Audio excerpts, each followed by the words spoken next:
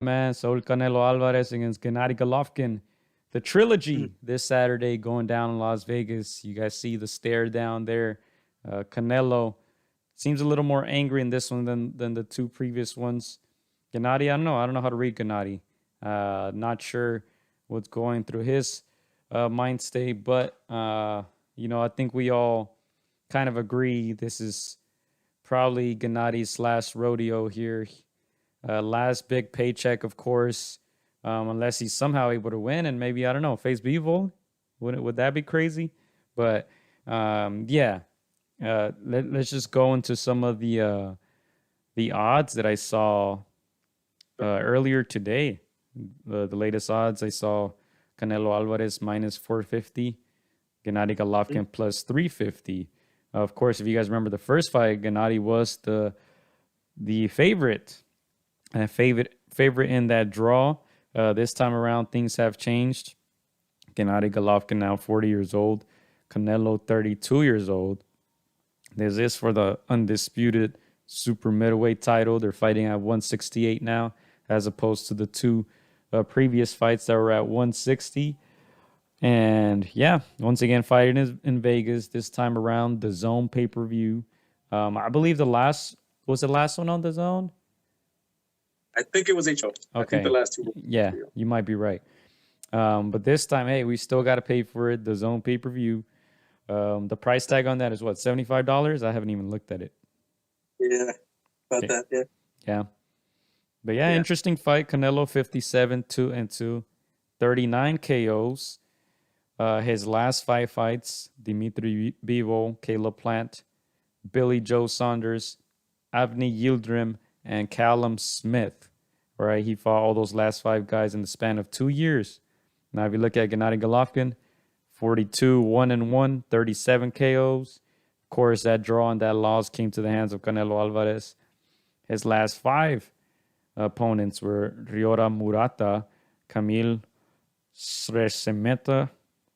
Sorry if I can't pronounce these. I haven't even heard of some of these guys, but Sergey Derevchenko, which was a fight that he probably lost, but was able to survive. Steve Rolls, and then Canelo Alvarez in 2018. So if you look at that, in the last four years, he's only fought 5 times, which is, I don't know if that's a good thing for him. Not very active. Canelo has faced 8 different opponents since last fighting Triple G in that 2018 fight. Triple G has only fought 4 different opponents since Canelo. So very different from the first 2 fights. Of course, Gennady Golovkin aging. Canelo, it seemed like he was at his best moment before that Bivol fight. He was coming off that undisputed win, beating all the guys at 168. So interesting fight, comeback fight, quote unquote, for Canelo, and Triple G kind of 1 foot out the door, I'd say. Yeah, I think there's no surprise that people are heavily favored Canelo. He's been on a tear. He's, like you said, gone on that undisputed run against mostly undefeated fighters. And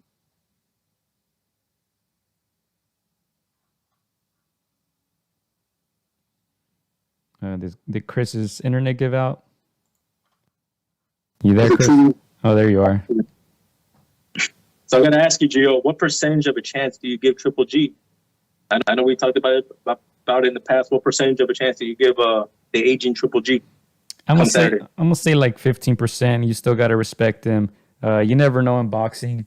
Triple G is still a very good opponent. I think he's still the best fighter at 160. Unfortunately, those guys didn't want to take the challenge, even against an older Triple G. Guys were still not willing to face him. Now he's at 168. Let's see if he stays there. Let's see if he continues fighting. But I feel like you still got to respect him, and I'm going to give him a good 15% chance. You never know. What if Canelo has an off night? What if he gets injured during the fight? What if he gets a bad cut and can't? A lot of things could happen in boxing. So I feel like you still got to respect Triple G. What would you say, since you flip-flop? You flip-flop a lot, so... I was gonna say 20%. Don't get out of here. Don't let me change your mind, man. Say it with your chest. Yeah, no, 20%. Again, it's.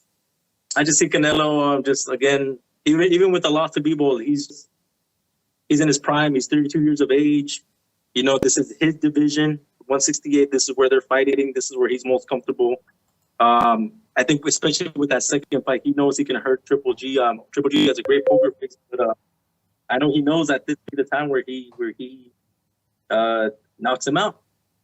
You know, whether to the body, whether it's stopped by the ref. I feel like Canelo knows that he can, you know, finish this trilogy and add to his legacy. You know. So you're saying 20%? 20%. What are the chances of this fight ending in a KO? Ooh, Big Bro says hoping for a draw and G not getting KO'd to the body. KO. Usually that doesn't happen in high level fights. But again, Triple G is 40 years of age. Well, stop taking my quotes. I say that. A 33% chance. I think 33% chance. I mean, I think Triple G is still a warrior. He's still gonna want to at least go the distance. He's gonna hang in there for a while. But if Canelo can dig to the body early and continue doing it throughout the rounds, not just go head hunting, I think he can stop him in the late rounds. So I say 33% chance that he knocks out Triple G. Yeah, I'll ask you. What do you think? You think it's a higher? You think he knocks him out? I'm gonna say 10%. I don't think this ends in a KO. I think Triple G will do whatever he has to survive. I think the second half, especially, I think he'll just flick that jab out and be content with getting out of there in 12 rounds. I don't think him. I think him or his team, they're gonna have their pride is too big. Their ego's too big. They're not gonna want to stop the fight or quit. And if you're Canelo, man, get that W. Get that W. You're still looking for Bivol.